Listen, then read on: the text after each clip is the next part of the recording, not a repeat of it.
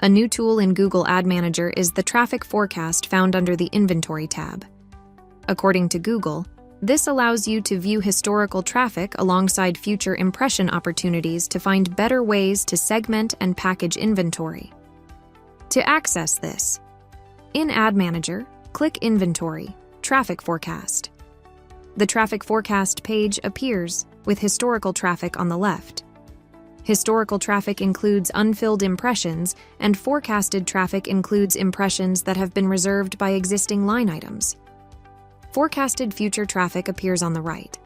For the forecasted future traffic, the light blue shaded area is sell-through.reserved inventory. You can hover over any point in the charts to see the traffic for that day. The overall impression opportunity numbers are to the right of the chart, along with the percentage and number of impressions that are already reserved. To narrow down your inventory, you can click on Targeting and set the date range for future dates. In the Targeting view, you can set your inventory, placement, country, devices, sizes, and more. This tool can help you gauge how much you can negotiate with ad representatives the rates and traffic amount to get the best deal.